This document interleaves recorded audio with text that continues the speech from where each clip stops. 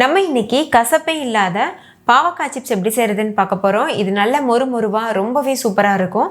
பாவக்காய் பிடிக்காதவங்க கூட இதை கேட்டு வாங்கி சாப்பிடுவாங்க. இது பாவக்காய் சிப்ஸ் தான் கண்டு கூட பிடிக்க முடியாது, அவ்வளோ சூப்பராக இருக்கும்.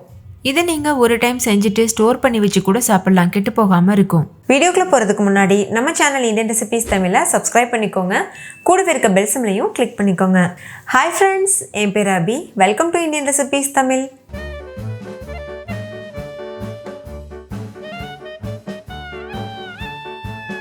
ஃபஸ்ட்டு இந்த ரெசிபி பண்ணுறதுக்கு ஒரு 1/4 கிலோ அளவு பாவக்காய் எடுத்து நல்லா வாஷ் பண்ணிவிட்டு இது போல் ஸ்லைஸ் பண்ணி வச்சுக்கோங்க.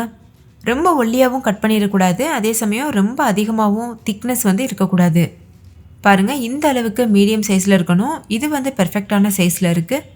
இப்போ இதில் கொஞ்சமாக தண்ணி சேர்த்துக்கோங்க, அதாவது இந்த பாவக்காய்கள் முங்குறது அளவுக்கு தண்ணி சேர்த்துக்கோங்க. இப்போ இதில் கொஞ்சமாக உப்பு சேர்த்துட்டு நல்லா கலந்துக்கோங்க. இப்போ இந்த உப்பு தண்ணியிலேயே ஒரு 10 நிமிஷம் இந்த பாவக்காய்கள் ஊறட்டும். இப்போ 10 நிமிஷம் ஆயிடுச்சு.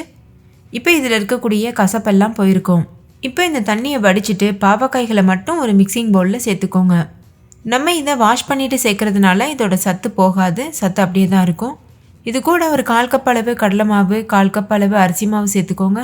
1/4 கப் அளவு கார்ன்ஃப்ளவர் மாவு, தேவையான அளவு உப்பு, 1 டேபிள் ஸ்பூன் அளவு மிளகாய்த்தூள், 1/4 டீஸ்பூன் அளவு மஞ்சள் தூள், 1 டேபிள் ஸ்பூன் மல்லித்தூள், 1/2 teaspoon garam masala, 1/2 teaspoon chaat masala, 1/2 teaspoon மிளகுத்தூள், 1 டீஸ்பூன் அளவு ஓமம், இதெல்லாம் சேர்த்துட்டு நல்லா கலந்துக்கோங்க. எல்லா பொருட்களும் நல்லா கோட்டாகிறது மாதிரி இது போல் நல்லா குலுக்கி விட்டுக்கோங்க. இப்போ இதில் கொஞ்சம் கொஞ்சமாக தண்ணி சேர்த்துட்டு நல்லா இதை மிக்ஸ் பண்ணிக்கோங்க. தண்ணி ஒரே டைமில் நிறைய தண்ணி சேர்த்துறாமல் கொஞ்சம் கொஞ்சமாக சேர்த்து மிக்ஸ் பண்ணிக்கோங்க. இப்போ பாருங்கள், இதை நல்லா மிக்ஸ் பண்ணியாச்சு. பாவக்காயில் நம்ம சேர்த்துருந்த எல்லா மசாலாக்களும் நல்லா கோட்டாயிருக்கு. இப்போ இதை நம்ம எண்ணெயில் பொரிச்சிடலாம். அதுக்கு ஒரு கடாயில் எண்ணெய் சூடுபடுத்திட்டு பாவக்காய்களை இது போல் சேர்த்துருங்க. எண்ணெய் நல்லா சூடானதுக்கப்புறமா சேர்க்கணும். பாவக்காய்களை சேர்த்ததுக்கப்புறமா இது போல் பபிள்ஸ் வருதில்ல, இதெல்லாம் நல்லா அடங்கிட்டு தெளிவான எண்ணெயாக இருக்கும். அப்போ நம்ம இதை வெளியில் எடுத்துடலாம். அப்போ தான் இந்த பாவக்காய்கள் நல்லா வெந்திருக்குன்னு அர்த்தம். இப்போ பாருங்கள், பாவக்காய்கள் லேசாக கலர் சேஞ்ச் ஆக ஆரம்பிச்சிருக்கு. இது இன்னும் கொஞ்சம் நேரம் நல்லா வேகணும். ஸ்டவ்வை மீடியம் ஃப்ளேம்லேயே வச்சுட்டு நல்லா வேக வச்சுக்கோங்க. இப்போ பாருங்கள், பார்க்கும்போதே தெரியும் நல்லா கிறிஸ்பியாக இருக்குது. அதே சமயம் எண்ணெய் நல்லா தெளிவாக இருக்குது. ஆரம்பத்தில் நம்ம பாவக்காய்களை எண்ணெயில் சேர்க்கும்போது நிறைய பபிள்ஸ் இருந்துச்சுல, இப்போ ரொம்ப குறைவான பபிள்ஸ் ஆயிடுச்சு. ஸோ இது நல்லா வெந்துருச்சுன்னு அர்த்தம். இப்போ இதை நம்ம வெளியில் எடுத்துகிட்டு ஒரு டிஷ்யூ பேப்பரில் சேர்த்துடலாம். அப்போ தான் எக்ஸஸ் ஆன ஆயில்ஸ்லாம் ரிமூவ் ஆகும்.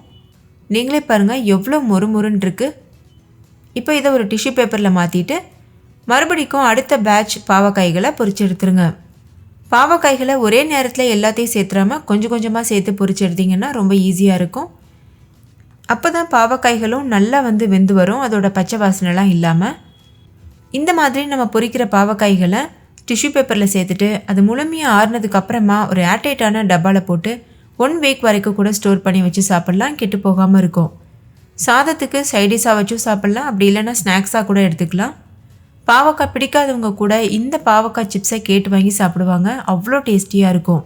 நீங்கள் ஒரு டைம் செஞ்சிட்டிங்கன்னா அடிக்கடி செய்ய ஆரம்பிச்சிடுவீங்க. வீட்டில் இருக்க எல்லோரும் கேட்டு வாங்கி சாப்பிடுவாங்க. ஸோ கண்டிப்பாக ட்ரை பண்ணி பாருங்கள். ஓகே ஃப்ரெண்ட்ஸ், இந்த பாவக்காய் சிப்ஸ் உங்கள் எல்லாருக்கும் ரொம்ப பிடிச்சிருக்குன்னு நம்புகிறேன். பிடிச்சிருந்தா லைக் பண்ணுங்கள், உங்கள் ஃப்ரெண்ட்ஸ் கூடயும் ஷேர் பண்ணுங்கள். நீங்களும் வீட்டில் ட்ரை பண்ணிவிட்டு கமெண்ட் பண்ணுங்கள். தேங்க்யூ, பாய்.